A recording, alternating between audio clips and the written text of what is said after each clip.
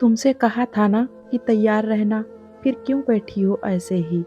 Boss के घर पर पार्टी है, मैं लेट नहीं होना चाहता। तुम्हें घर के काम-काज से भी कभी फुर्सत नहीं मिलती है। जब देखो तब रसोई में ही व्यस्त रहती हो। थोड़ा मेरी ओर भी ध्यान दिया करो। नवीन ऑफिस से लौटते ही सुमन पर बरस पड़े। सुमन ने कुछ नहीं कहा, लेकिन उसकी आंखें ढबढबा गईं।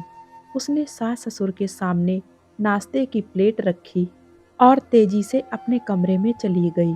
सुमन ने सुबह ही अपनी सास को बताया था कि उसे शाम को नवीन के साथ में पार्टी में जाना है। नवीन ने भी ऑफिस जाते समय ये बात अपनी माँ को बताई थी। माँ, आज बॉस के घर पर पार्टी में जाना है। सुमन भी जाएगी मेरे साथ। आज उसे जरा शाम को रसोई के काम से फुर्सत दे देना। रात का खाना थोड़ा जल्दी बनाकर रख देगी। खाने के समय गरम कर लेना। क्यों, ठीक है ना? माँ ने हाँ में सिर हिला तो दिया, पर उस पर सुमन को अमल नहीं करने दिया। दिन में जब सभी खाना खाकर आराम कर रहे थे, तभी सुमन ने अपनी साड़ी पर इस्त्री करके रख लिया था। उसने सोचा था कि शाम की चाय देने के पश्चात वो रात का खाना बनाकर रख देगी। लेकिन जब चाय देने के लिए सास ससुर के कमरे में गई, तो सास ने कहा, आज खाना हमने थोड़ा जल्दी खा लिया था, इसीलिए भूख लग गई है। कुछ पकौड़ियाँ तल देना। अभी लाती हूँ माँ, सुमन ने कहा।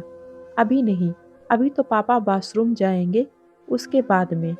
सुमन ने जल्दी से खाने में हाथ लगाया ही था कि सास ने आवाज लगाई, सुमन, पापा आ गए हैं, पकौड़ियाँ ले आओ। सुमन ने एक तरफ की गैस धीमी की और लगी प्याज काटने। दूसरी तरफ उसने कढ़ाई में तेल डालकर चढ़ाया और फटाफट पकौड़ियाँ तलने लगी। उसकी नज़र बार बार घड़ी पर जा रही थी। उसने सोचा कि नवीन ऑफिस से आते ही होंगे, आते ही मुझ पर बरस पड़ेंगे। उसके हाथ और तेजी से चलने लगे। तभी एक पकौड़ी कढ़ाई में से उछलकर उसके हाथ पर गिर पड़ी। गर्म तेल पड़ने से वहां पर तुरंत फोड़ा हो गया। सुमन ने पानी से हाथ धोया और बर्फ निकालने जा रही थी कि उसकी नज़र गैस पर चढ़ी सब्जी पर गई। उसने गैस ऑफ किया, लेकिन सब्जी थोड़ी लग गई थी। उसने ऊपर की बाकी सब्जी निकाली और बर्तन को धोने लगी। कहीं माँ ने देख लिया तो कहेंगी कि सब्जी जल गई है। उसने चख कर देखा, जलने का टेस्ट नहीं आ रहा था। बहू, कितनी देर लगेगी पकौड़ियाँ तलने में? पेट में चूहे कूद रहे हैं। सुमन ने झट से 2 प्लेट निकाले, पकौड़ियाँ रखीं और लेकर बढ़ी ही थी कि नवीन की आवाज़ सुनाई दी। उनकी बातों से उसका मन और दुखी हो गया। कमरे में जाकर सुमन ने जल्दी से चेहरा ठीक किया, साड़ी पहनी और 10 मिनट में बाहर आकर बोली, चलिए मैं रेडी हूँ। ये क्या, ऐसे जाओगी मेरे साथ? ना बाल ठीक से बनाए और ना ही चेहरे पर मेकअप है। चेहरे पर तो 12 बज रहे हैं, जैसे कितना दुखी और परेशान हो। सुबह ही मैंने सबको बता दिया था कि शाम को पार्टी में जाना है, पर किसी को कोई मतलब नहीं है। अब खड़े होकर मुंह क्या देख रही हो? जाओ ठीक से तैयार हो, नवीन ने कहा। सुमन ने किसी तरह अपने आंसुओं को रोका और जाकर चेहरे पर क्रीम लगाने लगी। तभी नवीन अंदर कमरे में आए। उन्होंने देखा कि सुमन बहुत परेशान लग रही है। क्या बात है सुमन, मुझे बताओ। नवीन के सहानुभूति भरे शब्द सुनकर सुमन फपक फपक कर रो पड़ी। मैं बहुत कोशिश करती हूँ जल्दी करने की, लेकिन घर का काम खत्म ही नहीं होता। जितना हड़बड़ा कर करना चाहती हूँ, उतना ही गड़बड़ होता है। मेरी समझ में नहीं आता कि क्या करूँ और कैसे करूँ। ऊपर से आप भी मुझ पर ही बरस पड़ते हैं। नवीन ने सुमन का हाथ अपनी हाथ में लिया, तभी उसकी नज़र फोड़े पर पड़ी। अरे, ये कैसे हो गया? कुछ लगाया तुमने? नवीन ग्लानि से भरकर बोले। वो दौड़कर दवा ले आए और जले हुए स्थान पर लगाया। सुमन, मुझे माफ कर दो। मैं जानता हूँ कि तुम जानबूझकर देर नहीं करती, काम में उलझी रहती हो। मुझे माँ पर भी गुस्सा आता है, पर क्या करूँ?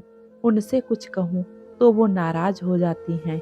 दरअसल तुम पर गुस्सा करते हुए ही मैं उन्हें सुनाता हूँ।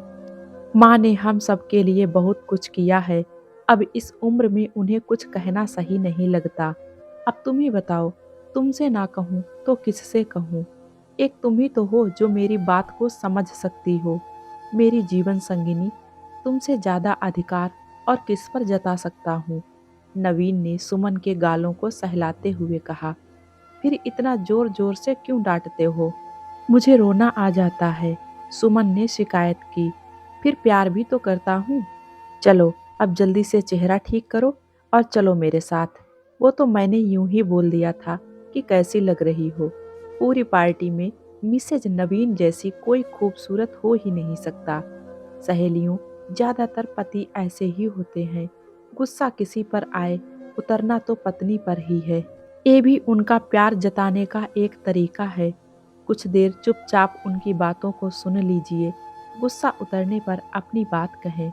हर बार आप पर चिल्लाने का मतलब आपको खरी खोटी सुनाना नहीं, अपने मन का भड़ास निकालना भी हो सकता है। इस दूसरे पहलू को समझकर समझदारी से काम लीजिए। शादी को सफल बनाने के लिए पति पत्नी दोनों को कई समझौते करने पड़ते हैं और सबसे जरूरी है एक दूसरे को समझना। दोस्तों, मैं उम्मीद करूंगी कि ये मेरी कहानी आप लोगों को पसंद आएगी। पसंद आए तो प्लीज़ वीडियो को एक लाइक कर दें। और हाँ, जो लोग मेरे चैनल पे नए हैं, सब्सक्राइब करना बिल्कुल ना भूलें। मिलते हैं एक और नई कहानी के साथ में। तब तक आप लोग हंसते रहिए, मुस्कुराते रहिए। Thank you.